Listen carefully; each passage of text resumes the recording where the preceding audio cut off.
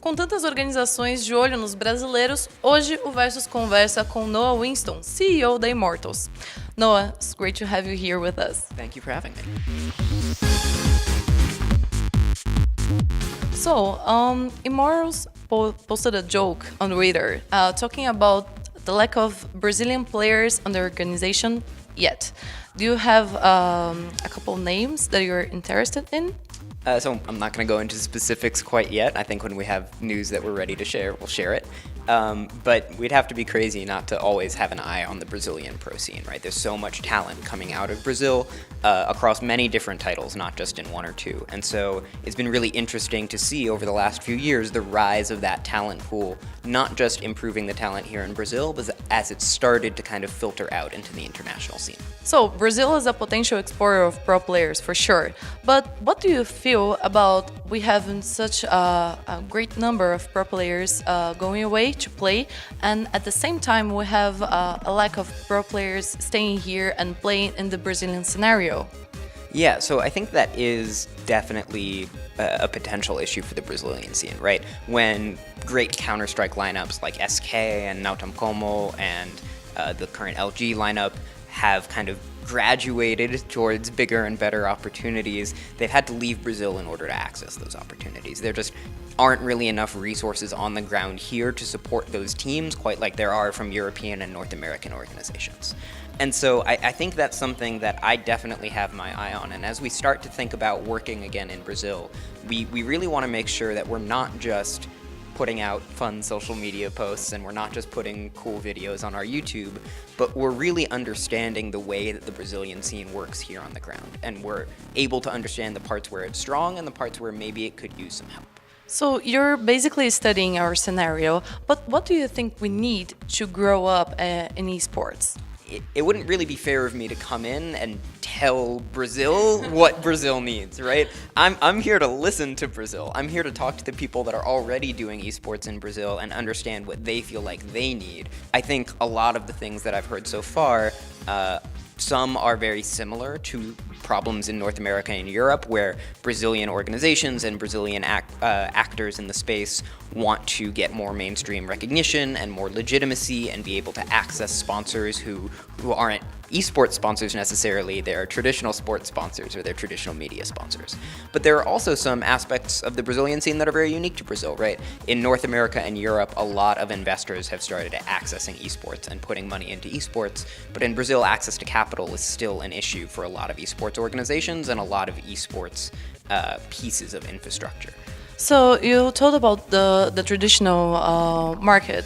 What do you think about traditional sports getting into esports? Traditional sports owners and investors and teams, they bring with them a very different set of experience and knowledge that esports just doesn't have, right?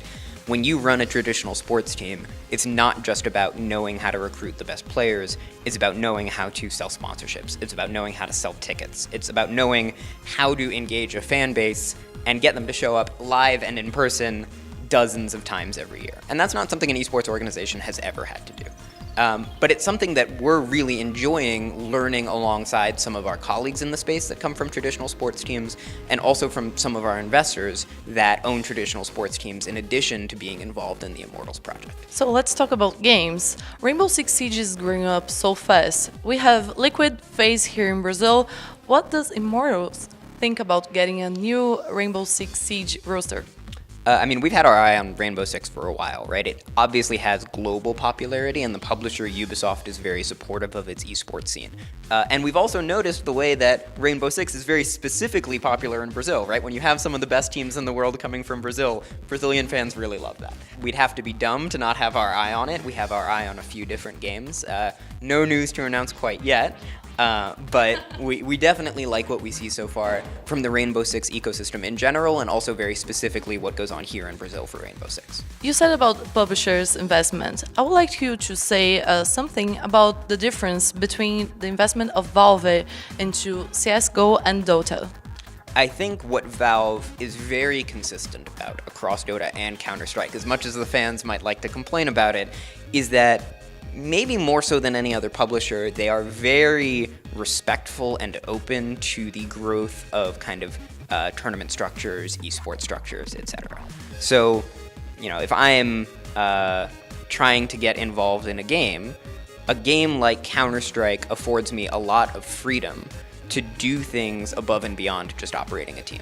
And in some games where the publisher is a lot more controlling, that can be difficult. You're limited in what you can do because the publisher wants to maintain control. And that's not good or bad, it's just different. And so for Valve, they're very hands-off. That creates a decentralized ecosystem. That comes with a lot of problems, but it also comes with a lot of opportunity. Yeah, for sure. So talking about a Counter-Strike, 2017 was a hard year for Immortals, right? How did you handle with it? The first lesson I had to learn in esports was that I am not someone that can handle being a fan and a CEO at the same time, right? Because I started in esports as a fan. I started watching because I really enjoyed it. And when you're a fan, you like to ride that emotional roller coaster, right? You're happy when your team wins and you're sad when your team loses. The trouble was, as a CEO, I have to try and remain more balanced and more impartial. For me, it was very important to try to learn how to emotionally disconnect myself from results and care more about inputs than outputs. What I emphasized to myself and what I emphasized to my players at the time was that as an organization, we care the most about the things that we can control. We can control how much work we put in. We can control our level of professionalism. We can control the way we talk to our teammates. We can control our strategy. We can't control if we win. We know that SK's Brazilian players' contract expires in a few months, and I would like to know, is there a possibility that Immortals is going to hire them? Look, everyone's going to ask me about this week, right? Every single Brazilian outlet is going to ask me about the SK guys. Like, I'm not going to talk about specific plans we have for Counter-Strike. What I am happy to say is that I've known the guys that play for SK for a while, right? So I know who they are as people, I know who they are as players, and I have a massive amount of respect for them, right? Whatever organization they play for is going to be a lucky organization. So do you have anything else to say to Immortals fans here in Brazil? I guess what I would say is it's been really encouraging for me the way that even after we parted ways with our Counter-Strike lineup, even after we didn't have any more Brazilian players, it's been really great to continue to see support from Brazilian fans that are excited to see what we have planned. So I guess I would say, thanks for sticking with us. I definitely don't take that for granted, and I hope we'll be able to kind of deliver on a lot of the promises that I've made you very soon. Thank you very much, Noah. Thank you.